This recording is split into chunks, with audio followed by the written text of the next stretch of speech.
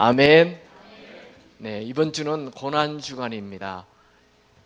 내일부터 특세에 여러분들이 많이 오셔서 또 기도하시면서 고난 주간을 보내시면 좋겠습니다. 저는 오늘 십자가 사건을 통해서 두 가지를 생각해 보기 원합니다. 첫 번째로 십자가는 죄의 심각성을 말합니다. 예수님의 죽음은 그냥 평범한 죽음이 아니었습니다. 병에 걸려 죽거나 나이가 많아서 죽거나 무슨 사고로 죽거나 전쟁으로 죽은 게 아닙니다. 예수님의 죽음은 엄청난 고난이 있었습니다. 먼저 3년 반 동안 예수님을 따랐던 제자들의 차디찬 배신이 있었습니다. 배신의 아픔 정말 아프죠. 그리고 며칠 전에 다윗의 자손 예수여 하며 따르던 무리들이 호산나 호산나 하며 우리를 구해달라고 외쳤던 그 무리들이 예수를 십자가에 못 박으라고 외치는 위협이 있었습니다. 아마 우리가 이런 걸 경험한다면 극심한 스트레스를 받았을 것입니다. 그 군중들은 예수님의 얼굴에 침을 뱉었고 가진 조롱과 욕설을 다 퍼부었습니다. 예수님은 십자가를 지시기 전에 39대의 매를 맞았습니다. 그 매 끝에는 쇠 조각과 뼈 조각이 있어서 한번 등판을 채찍질할 때마다 등판에 있는 살점들이 다 떨어져 나가고 등판은 걸레 조각처럼 너덜너덜하게 되었습니다.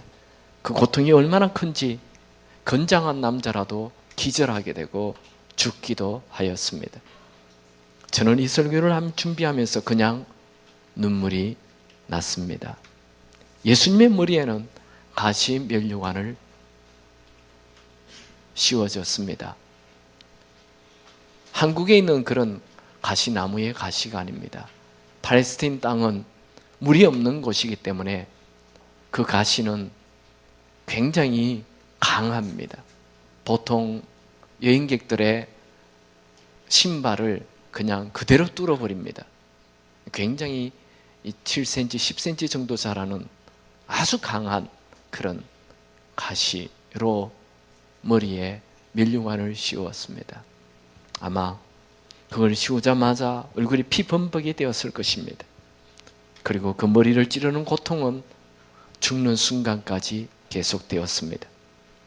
예수님은 이미 기진맥진한 상태로 약 60kg 정도 되는 나무 십자가를 지고 평지가 아닌 오르막길을 800m나 계속 올라갔습니다. 너무나도 멀고 긴 길이었습니다. 예수님은 이미 나무 십자가를 질 만한 힘이 없었습니다. 그 십자가를 지실 힘이 없어서 쓰러지고 또 쓰러지셨습니다. 예수님의 얼굴은 바위에도 부딪히고 돌에도 부딪혀 얼굴의 형체를 알 수 없게 되었습니다.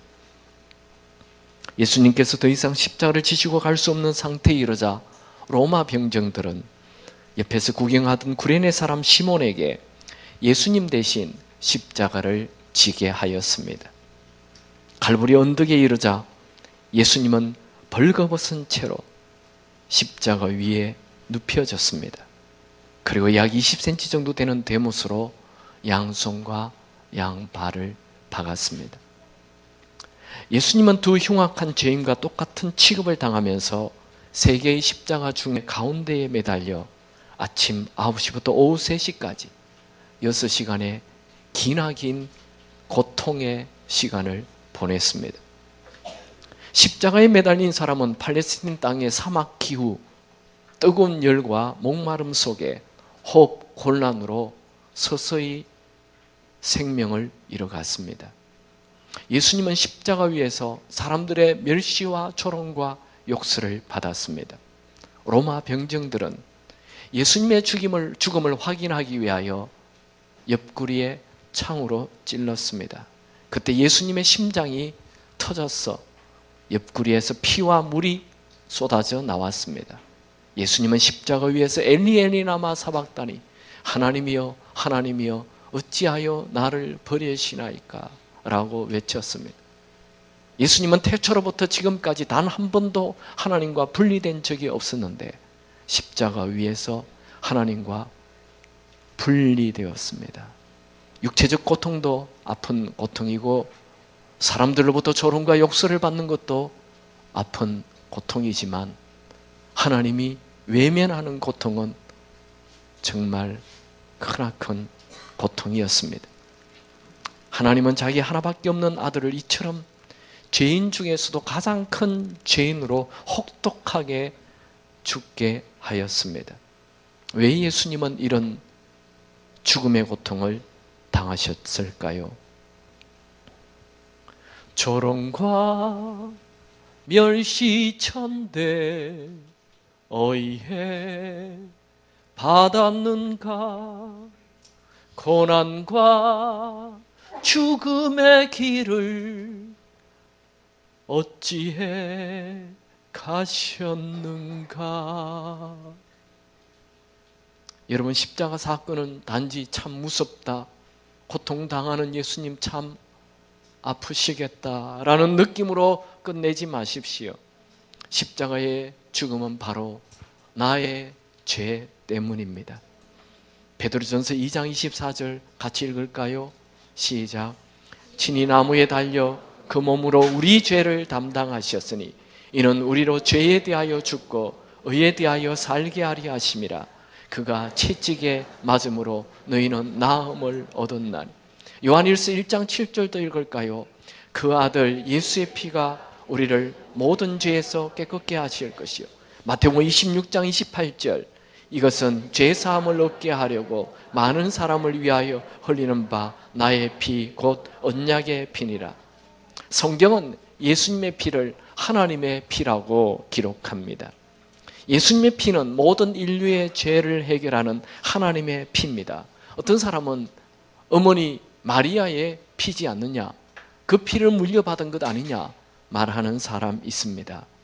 여러분, 예수님은 예수님의 어머니 마리아의 자궁만 빌렸지 그 마리아의 피를 물려받은 것은 아닙니다. 예수님은 태어날 때 성령으로 잉태되었습니다. 어머니 마리아의 피는 예수님 피와는 아무런 상관이 없습니다. 엄마의 피는 아들에게 그 배 안에 있는 아들 피의 영양분은 공급하지만 피를 물려주지는 않습니다. 여러분, 엄마와 아기의 혈액형이 다른 것 아십니까? 엄마의 혈액형과 그 엄마 배 안에 있는 아기의 혈액형이 다릅니다. 물론 같을 수도 있겠지만 만약 엄마의 피와 어린아이의 그 배 안에 있는 그 태아의 피가 같다면, 섞인다면 그 어린아이는 적사합니다. 바로 죽습니다.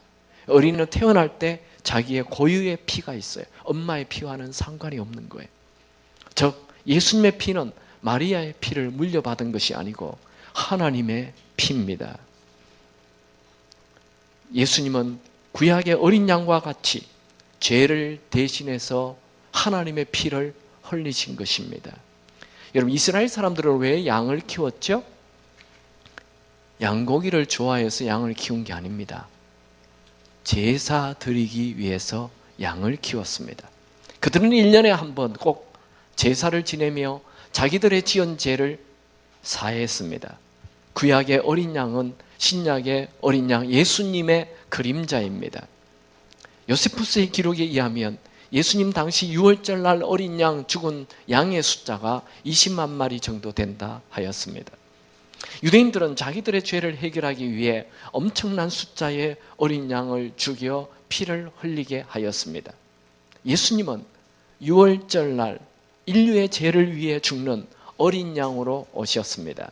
세례 요한은 예수님을 보자마자 세상 죄 지고 가는 어린 양이라고 예언하였죠. 요한복음 1장 29절 시작. 이튿날 요한이 예수께서 자기에게 나아오심을 보고 이르되 보라, 세상 죄를 지고 가는 하나님의 어린 양이로다. 예수님은 매년마다 짐승의 피를 흘려 죄를 일시적으로 해결하는 그 인간들의 일련의 죄를 해결해 주는 그 일시적인 짐승의 피가 아닙니다. 예수님의 피는 하나님의 피로 인류의 모든 죄를 영원히 해결해 주는 하나님의 피입니다. 히브리서 10장 4절에 이는 황소와 염소의 피가 능히 죄를 없이 하지 못함이라. 짐승의 피는 완전히 죄를 없애주는 것 아닙니다. 그러나 예수님의 하나님의 피는 모든 인류의 죄를 영원히 없애줍니다. 히브리서 10장 12절에 오직 그리스도는 죄를 위하여 한 영원한 제사를 드리시고 하나님 우편에 앉으셨으니, 예수님의 피는 영원한 제사였어요. 한 번의 제사지만 그것이 영원한 제사가 되는 것입니다. 우리는 예수님께서 당하신 십자가의 고난을 보면서 죄의 심각성을 알아야 합니다. 로마인들은 이 십자가형이 너무 끔찍한 형벌이기 때문에 AD 315년에 십자가형을 없애버렸습니다. 아무도 그 십자가형을 보고 싶어 하지 않습니다. 그 십자가형을 직접 본 사람은 일주일, 한 달, 1년 내내 트라우마가 생기기 때문에 그 형벌을 볼 수가 없습니다. 그런데 우리 그리스도인들은 고난주간만 되면 이 십자가를 생각해야 하고 또 틈만 나면 십자가를 묵상해야 합니다. 왜요? 그 십자가는 죄의 심각성을 드러내고 동시에 하나님의 사랑을 나타내기 때문입니다. 먼저 죄의 심각성을 한번 생각해 보길 원합니다. 저는 우리 인간의 짓는 죄가 얼마나 심각한지, 하나님의 아들 예수님을 십자가에 비참하게 죽이는 장면을 묵상하였습니다. 여러분들은 하나님에 대하여 어떤 생각을 갖고 있습니까? 그냥 사랑이 넘치는 하나님이십니까? 그래서 죄는 마음대로 지어도 됩니까? 여러분, 하나님은 죄에 대해서는 절대로 관대하지 않습니다. 여러분, 작은 죄라도 죄를 가볍게 여기지 마십시오. 죄는 잘합니다. 죄는 전염성이 있습니다. 죄는 중독성이 있습니다. 결국 죄는 죄의 삭선 사망이라 우리를 죽게 합니다. 어떤 사람은 죄를 짓고도 실수했다 또는 자기의 약점이라고 하며 죄를 대수롭지 않는 것으로 여깁니다. 여러분, 죄는 약점이나 실수가 아닙니다. 죄는 우리를 죽게 만드는 무서운 것입니다. 구약에는 죄를 지으면 반드시 짐승을 죽여 제사를 지냈습니다. 구약 레위기 보면 죄를 지을 때 인간 대신 그 짐승을 잡습니다. 가난한 사람은 새를 죽이고, 평범한 사람들은 양을 죽이고, 돈이 좀 있는 사람은 황소를 죽였습니다. 그런데 새를 죽일 때는 목을 비틀게 하고, 소나 양을 죽일 때는 몸에 있는 살들의 각을 떠내고 배를 확 찢었어 내장들을 다 꺼내어 불태웠습니다. 아니, 짐승을 죽이는데 왜 목을 비틀고 몸에 각을 뜨고 내장을 다 끄집어내어 불태웁니까? 왜 이리 잔인하게 죽입니까?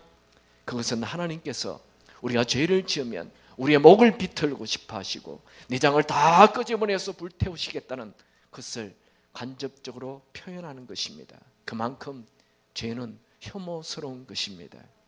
여러분, 하나님은 절대로 죄에 대해서 관대하지 않으십니다.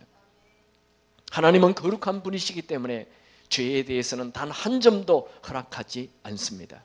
하나님은 죄에 대해서는 철저하게 심판하시길 원하십니다. 조금 전에 제가 한 말이 그냥 제 마음대로 생각해서 상상해서 한 얘기가 아닙니다.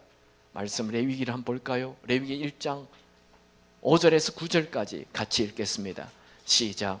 그는 여호와 앞에서 그 수송아지를 잡을 것이며 아론의 자손 제사장들은 그 피를 가져다가 회막문 앞 제단 사방에 뿌릴 것이며 그는 또 그 번제물의 가죽을 벗기고 각을 뜰 것이며 제사장 아론의 자손들은 제단 위에 불을 붙이고 불 위에 나무를 버려놓고 아론의 자손 제사장들은 그 뜬 각과 머리와 기름 제단 위에 불 위에 있는 나무를 벌려놓을 것이며 그 내장과 정강이를 물로 씻을 것이며 제사장은 그 전부를 제단 위에서 불살라 번제를 드릴지니 이는 화제라 여호와께 향기로운 냄새니라. 1장 15절도 볼까요? 만일 여호와께 드리는 예물이 새의 번제이면 그것의 머리를 비틀어 끊고 제단 위에서 불사르고 피는 제단 곁에 흘릴 것이며. 구약은 신약의 그림자입니다. 하나님은 이런 구약의 끔찍한 제사의 모습을 신약에서 예수님에게 적용하셨습니다. 이것은 죄에 대한 하나님의 진노입니다. 왜 사랑의 하나님이 예수님을 이렇게 잔인하게 죽게 하셨냐고요? 하나님은 그만큼 죄를 심각하게 처벌하는 것입니다. 하나님은 죄를 가볍게 여기지 않습니다. 예수 그리스도의 십자가는 우리에게 죄의 값이 얼마나 처참한지 보여줍니다. 우리의 죄가 예수님에게 혹독한 죽음을 갖게 하였습니다. 내가 별것 아니라고 짓는 그 죄가 예수님을 그토록 고통스러운 죽음의 길을 가게 하였습니다. 십자가의 고통을 정말 안다면 그 고집스러운 고범죄를 단호하게 버려야 합니다. 십자가의 고통을 정말 안다면 불순종, 거역, 교만, 음란, 거짓말, 시기심, 질투, 수군거림, 이 모든 죄를 버려야 합니다. 십자가에 매달린 예수님의 고통을 정말 안다면 아주 작은 죄에 대해서도 혐오스러운 마음을 가져야 합니다. 요즘 현대인들은 이 죄에 대해서 언급하기를 싫어합니다. 그것은 우리의 죄 때문에 예수님이 십자가에 치르신 희생을 망각하고 있다는 증거입니다. 우리는 죄 때문에 주님이 당하신 고통을 기억하고 경건하게 살아야 합니다. 죄의 심각성을 아는 사람은 죄와 상관없는 거룩한 삶을 살게 될 것입니다. 그래서 십자가는 우리를 거룩하게 살도록 만들어 줍니다. 여러분, 하나님은 죄를 적당히 넘어가시는 분이 아닙니다. 하나님은 죄값을 치르길 원하십니다. 어떤 사람들은 사랑의 하나님께서 어떻게 자기의 아들을 저렇게 비참하게 죽일 수 있느냐 하며 빈정거리며 좀 적당히 하시지 하는 자들이 있습니다. 만약 우리가 지은 죄를 하나님께서 적당히 넘어가길 하나님에게 요구한다면 거룩하신 하나님을 하나님 되기를 포기하라는 것과 같습니다. 하나님은 거룩하시기 때문에 절대로 죄에 대해서는 적당히 넘어갈 수 없습니다. 여러분, 우리 하나님은 죄를 철저히 다루시는 분이십니다. 하나님은 죄를 절대로 적당히 넘어가지 않습니다. 지금 혹시 죄를 짓고 계시는 분 계십니까? 여전히 똑같은 죄를 되풀이하여 짓고 계시는 분 계십니까? 오늘 회개하시기 바랍니다. 오늘 예수의 피로 깨끗하게 씻으시기 바랍니다. 그리고 다시는 죄를 범하지 마십시오. 혹시 누구에게 죄를 지은 것이 기억난다면 얼렁뚱땅 넘어가지 마시고 진실하게 사과하십시오. 기회는 늘 있지 않습니다. 예수 믿는 자들은 죄를 얼렁뚱땅 넘어가는 경우가 있습니다. 하나님에게 회개했으면 됐지 하며 아닙니다. 사람에게 지은 죄는 반드시 상대방에게 찾아가서 용서를 구해야 합니다. 사과해야 합니다. 예수님은 좋은 예배 드리는 것보다도 먼저 화해하고 와서 그 다음 예배를 드리라고 엄히 말씀하셨습니다. 마태복음 5장 24절을 같이 읽을까요? 시작. 예물을 제단 앞에 두고 먼저 가서 형제와 화목하고 그 후에 와서 예물을 드리라. 하나님은 우리의 죄를 다 알고 있습니다. 여러분들이 죄를 범하는 것은 하나님에게 범하는 것입니다. 사람에게 범해도 하나님에게 범하는 거예요. 왜요? 그 사람 하나님의 사람이거든요.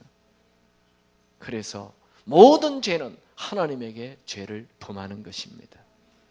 존 파이프는 이런 말을 했습니다. 죄는 모두 심각합니다. 왜냐하면 모든 죄는 다 하나님에게 짓는 것이기 때문입니다. 어떤 죄든지 죄의 심각성을 알고 죄와 상관없는 삶을 사는 여러분이 되기를 축원합니다. 두 번째, 십자가는 하나님의 사랑을 말합니다. 여러분, 예수님을 십자가에 못 박은 사람이 누굽니까? 로마 병정입니까? 그 당시 제사장들입니까? 종교 지도자들이에요? 빌라도예요? 누가 예수님을 십자가에 못 박았죠? 성경은 하나님이라고 말씀하십니다. 예수님을 뼈조각과 쇠뭉치가 달린 채찍에 맞게 하고 손과 발에 대못을 받게 하고 십자가 나무에 달려 6시간 고통을 당하여 죽게 하신 분은 하나님이십니다. 이건 제 얘기가 아닙니다. 성경이 그렇게 기록하고 있습니다. 이사야 53장 10절에 여호와께서 그에게 상함을 받게 하시기를 원하사 질고를 당하게 하셨은즉 성경은 분명 여호와 하나님께서 예수님을 상함을 받게 하길 원하였다라고 기록합니다. 하나님께서 예수님을 십자가에 내어놓으시고 죽게 하셨다는 것이죠. 고린도후서 5장 21절, 하나님이 죄를 알지도 못한 이를 우리를 대신하여 죄로 삼으신 것은, 이 말씀은 하나님이 예수님을 우리를 대신하여 죄인이 되어 죽게 하셨다는 것입니다. 이것이 바로 인간 세상에서 절대로 찾아볼 수 없는 하나님의 사랑입니다. 요한복음 3장 16절에서도 하나님이 세상을 이처럼 사랑하사 독생자를 주셨으니, 하나님이 우리를 너무 사랑해서 하나밖에 없는 아들을 죽게 내버려 주셨다는 거예요. 하나님은 자기 아들이 당하는 고통을 다 아십니다. 사람들의 멸시와 천대, 제자들의 차디찬 배신, 수많은 사람들의 조롱과 욕설, 십자가의 고통, 처절한 죽음을 다 아십니다. 여러분, 예수님이 십자가의 고통당할 때 예수님의 아버지 하나님의 마음이 어떠했을까요? 하나님은 폭도들이 자기 아들을 때리고 침뱉으며 채찍질하는 것을 다 보았습니다. 아들의 몸을 휘감은 가죽 채찍에 매질인, 온 살점을 뜯어내고 피가 흐를 때마다 그 채찍이 바로 하나님 아버지의 마음을 휘감는 고통을 주었습니다. 하나님은 한 번의 입김으로 예수님을 못 박는 자들을 산산히 흩어버릴 수 있었습니다. 하나님은 그 살인적인 무리들을 향하여 천둥과 번개로 순식간에 다 죽일 수 있었습니다. 그러나 하나님은 그런 무지한 인간들을 사랑하셨습니다. 예수님의 이마를 찌르는 가시바늘 하나하나가 바로 하나님의 이마를 찌르는 가시가 되었습니다. 난폭한 로마 군인들이 아들의 손과 발을 못 박을 때 하나님의 손과 발이 못 박히는 고통이었습니다. 예수님의 옆구리에 창이 찔러졌을 때 하나님의 심장을 찌르는 고통을 경험하십니다. 하나님은 예수님이 십자가 위에서 아버지 어찌하여 저를 버리시나이까 하며 외칠 때 인간의 귀를 만드신 하나님께서 자기 아들의 고통의 소리를 듣지 않았을까요? 예수님이 십자가에서 내가 목마르다 하며 헐떡일 때 인간의 눈을 만드신 하나님이 자기 아들의 그 헐떡거리는 고통을 보지 않았을까요? 왜 하나님은 그 아들의 죽음을 그냥 보고 계셨습니까? 바로 여러분과 저를 사랑하셨기 때문입니다. 십자가는 사랑의 신화가 아니에요. 십자가는 사랑의 이론이 아니에요. 십자가는 정말 일어난 일이고 예수님의 몸으로 하나님의 사랑을 우리에게 직접 보여주신 팩트, 사실입니다. 예수님은 왜 십자가에서 죽으셨나요? 바로 여러분과 저의 죄를 대신해서 죽으신 것입니다.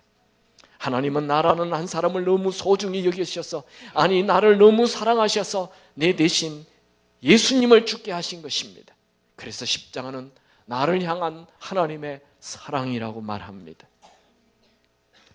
예수님께서 십자가에 죽으심이 바로 나를 영원히 사랑하시는 하나님의 사랑의 표현이라는 것은 정말 우리가 이해할 수 없는 하나님의 사랑입니다.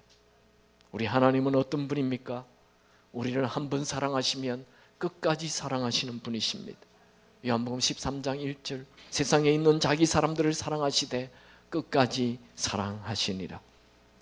우리를 향한 하나님의 사랑은 우리가 하나님을 위해 무엇을 하였느냐에 근거하지 않습니다. 어머니가 갓난 아들을 무조건 사랑하는 것, 그 아이가 어떤 좋은 행위를 하였기에 사랑하는 것 아니에요. 그 아이가 바로 자기의 아들이기 때문에 사랑하는 것과 마찬가지로 하나님은 우리가 무슨 선한 행위를 하였다고 우리를 사랑하는 것이 아니라 우리가 그분의 자녀이기 때문에 우리를 사랑하시는 것입니다. 여러분, 오늘 하나님의 사랑을 느끼시고 그 십자가의 사랑에 들어가시기 바랍니다. 데살로니가 후서 3장 5절 주께서 너희 마음을 인도하여 하나님의 사랑과 그리스도의 인내에 들어가게 하시기를 원하노라. 예수님은 여러분들이 하나님의 사랑 안으로 들어가길 원하십니다. 우리는 그 사랑에 다시 잠겨야 합니다. 그 큰 하나님의 사랑이 내 인생을 살리고 내 미래를 살리고 내 모든 것을 살려냅니다. 여러분, 이 세상에 살면서 세상이 주는 그 초라한 사랑을 구걸하지 마시고 이 십자가를 통한 하나님의 크신 사랑을 붙잡으시기 바랍니다. 부모의 사랑을 아는 아들을 철이 들었다 그러죠. 하나님의 사랑을 아는 사람이 인생에 철이 든 사람입니다. 하나님의 사랑의 비를 흠뻑 맞은 사람은 이 세상의 조그만 일에 좌절하거나 절망하거나 우울에 빠지지 않습니다. 여러분, 세상 사랑을 찾아다니지 마십시오. 초라해질 뿐입니다. 하나님의 사랑에 잠겨 이 십자가의 사랑에 잠겨 걷잡을 수 없는 밀려오는 행복을 맛보시기 바랍니다. 비록 내가 초라하지만 하나님은 내 대신 예수님을 십자가에 죽게 할 만큼 나를 소중히 여기십니다. 이 사실을 믿으시기 바랍니다. 하나님은 여러분을 사랑합니다. 얼마만큼? 예수님을 죽게 할 만큼. 여러분, 예수님의 가치는 얼마나 될까요? 예수님은 온 우주를 만드신 성자 하나님이십니다. 만물이 다 주에게서로부터 나왔고 주에게로 돌아가야 된다고 했습니다. 그분의 가치는 인간의 머리로 계산할 수 없습니다. 그런데 그 예수님이 나를 위해 죽었으니 우리가 얼마나 소중한 존재입니까? 비록 세상 사람들이 나를 귀하게 여기지 않아도 하나님이 나를 귀히 여기시니 우리는 귀한 존재입니다. 왜냐하면 나를 위해 하나님의 아들 생명을 내어주었기 때문입니다. 어떤 목사님이 미국에서 별 족보도 없고 왈데 없는 강아지 한 마리를 키웠습니다. 집에서 혼자 외로이 자란 딸은 그 강아지를 무척 좋아했습니다. 어느 날 그 강아지가 시름시름 앓다가 병원에 갔더니 강아지가 위암에 걸렸다고 하며 수술비만 5,000불이 된다고 합니다. 한국 돈 500만 원에. 그래서 그냥 그 강아지를 안락사시키고 그냥 훨씬 더 좋은 비싼 강아지를 사주겠다 그랬어요. 그런데 딸은 막무가내예요. 아빠, 저 강아지를 살려놔. 돈 들여도 살릴 수 있잖아요. 아빠 살려달라. 새 강아지 사주겠다는데 딸은 듣지 않아요. 그 강아지를 살려내라요. 수술만 하면 산다는데 왜 아빠가 하지 않느냐고. 며칠 동안 밥도 안 먹고 딸이 계속 그 강아지를 살려내래. 할 수 없이 5,000불 들여서 그 강아지를 살렸습니다. 그리고 나니 그 개의 가치가 확 달라져 버렸습니다. 전에는 족보도 없고 누구에게 줘도 아깝지 않았던 그 강아지였는데 5,000달러를 들여서 수술한 이후 이 강아지가 너무 귀해 보이는 거예요. 혹시 누가 달라면 절대로 주지 않아요. 이 강아지를 주지 않아요. 결국 가치라는 것은 비용을 얼마나 들였느냐에 따라 달라지는 것입니다. 여러분, 우리는 전에는 죄를 짓고 버림받을 수밖에 없는 무가치한 존재였습니다. 그러나 하나님이 우리를 위해 예수님의 피값으로 살려주셨으니 우리의 가치가 확 올라간 것입니다. 우리는 예수님의 피값으로 삼바되었기에 전 우주에서 가장 존귀한 자가 된 것입니다. 여러분, 지금 하는 일이 잘 안 됩니까? 지금 조금 어려운 일을 당하였습니까? 지금 주위에 있는 사람들이 여러분을 떠났습니까? 절대로 열등감에 빠지거나 자학하거나 우울에 빠지거나 낙심하지 마십시오. 여러분, 하나님은 여러분을 존귀한 자로 여기십니다. 여러분을 예수님을 죽여서까지 살려낸 존재이기 때문에 여러분을 귀히 여기는 것입니다. 이 십자가를 통한 하나님의 사랑을 믿으시기 바랍니다. 그냥 이 십자가 얘기를 2000년 전에 한 스토리로, 이야기로, 신화로 생각하지 마십시오. 정말 여러분 한 명을 위하여 예수님을 죽게 하신 하나님의 사랑의 실화입니다. 이것을 믿으시기 바랍니다. 하나님은 여러분을 존귀히 여기십니다. 하나님은 여러분이 망하는 것을 원치 않습니다. 여러분이 망한다면 하나님의 손해입니다. 여러분이 무너진다면 하나님께서 여러분을 대신해서 죽게 하신 예수님의 죽음이 헛되는 것입니다. 하나님은 여러분을 사랑하시되 이 세상 끝까지 사랑하십니다. 어느 중년 남자가 사업을 하다가 나라 전체가 큰 공황에 빠져 엄청난 부도에 넘어갔습니다. 가진 재산 다 잃어버리고 모든 것을 다 잃었습니다. 너무 절망한 나머지 삶을 포기하려고 강가로 갔습니다. 아내와 자녀들이 눈앞에 아른거렸지만 너무 큰 빚을 졌기에 그냥 죽기로 결심했습니다. 이 중년 남자가 다리 난간을 바라보며 강물로 뛰어들려고 하는데 뒤에서 소리가 들렸습니다. 선생님, 연필 한 자루 사주세요. 선생님, 연필 한 자루 사주세요. 자살하려는 남자는 연필은 받지 않고 그냥 호주머니에 있는 달러를 1달러를 주고 다시 난가루로 갔습니다. 그런데 연필을 파는 분이 다시 나타났습니다. 선생님, 돈을 주셨으면 연필을 받으셔야죠. 그는 나는 연필은 필요 없어. 그러자 이번에는 더 큰 소리로 연필을 파는 사람이 말합니다. 연필 안 받으려면 다시 이 1달러 가져갔어요. 그제서야 그는 정신을 차리고 연필을 파는 사람을 자세히 쳐다보았습니다.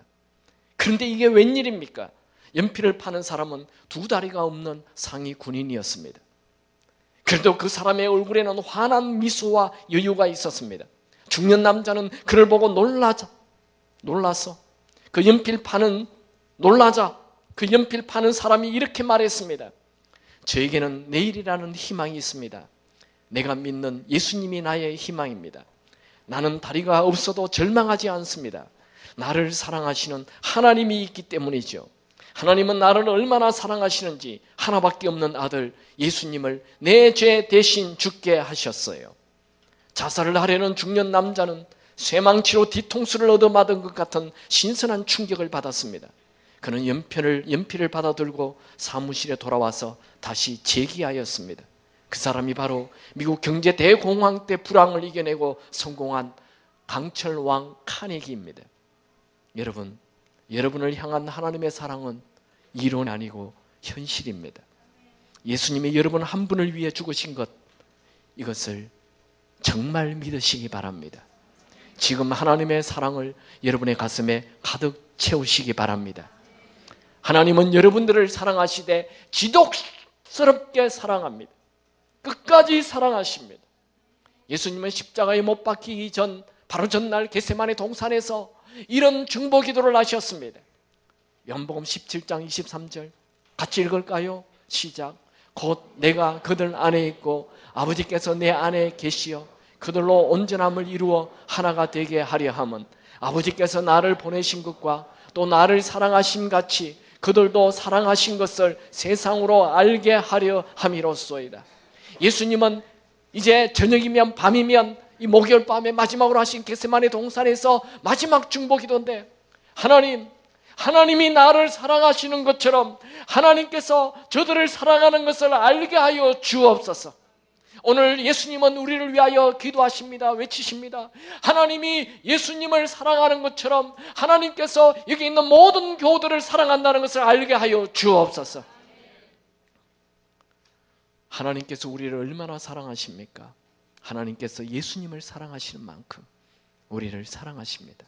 그런데 우리는 이런 사랑을 잘 받아들이지 않아요. 인정하지 않아요. 하나님이 예수님을 사랑하는 거 당연하죠. 예수님은 얼마나 죄 없이 살았어요. 예수님은 얼마나 순종하며 살았어요. 예수님은 얼마나 가치 있는 존재입니까? 그러나 나는 그렇지 못해요. 늘 넘어지고 늘 죄범하고 회개하고 또 죄범하고 또 회개하고 또 죄를 범하는 무가치한 존재입니다 하며 하나님의 사랑을 받아들이지 않아요. 그럴 때 예수님은 이렇게 말씀하십니다. 나는 네가 완전하기 때문에 사랑하는 것 아니다. 내가 너를 사랑하는 이유는 네가 나의 자녀이기 때문이다. 내가 너를 얼마나 사랑하는지 너는 아직도 모르겠니? 나는 너를 너무 사랑하여서 내 아들 예수를 너를 대신해서 십자가에 죽게 하였단다. 집 나간 탕자를 기다리듯 나는 너를 기다리고 있단다. 나는 네가 입고 있는 옷에서 냄새가 나도 나는 괜찮단다. 돼지 우리를 떠나 나에게로 돌아오기만 해다오. 나는 너를 기다리고 있단다. 나는 두 팔 벌리고 너를 기다리고 있단다. 나는 너를 사랑한단다. 영원히 영원히 영원히. 여러분이 지금 살아 있습니까? 그렇다면 하나님은 아직도 여러분에게 기회를 주고 있는 것입니다. 그 하나님의 넓은 사랑의 품으로 뛰어 들어가시기 바랍니다. 그 돼지 우리옷 같은 냄새나는 곳에서 빠져나와 하나님의 사랑의 품을 향하여 가시기 바랍니다. 오늘 읽은 말씀 로마서 5장 8절, 우리가 아직 죄인 되었을 때, 내가 착할 때가 아니에요, 내가 성공했을 때가 아니에요, 내가 죄인 되었을 때 그리스도께서 우리를 위하여 죽으심으로 하나님께서 우리에게 대한 자기의 사랑을 확정하셨느니라. 하나님은 여러분을 사랑하십니다. 찬양하죠.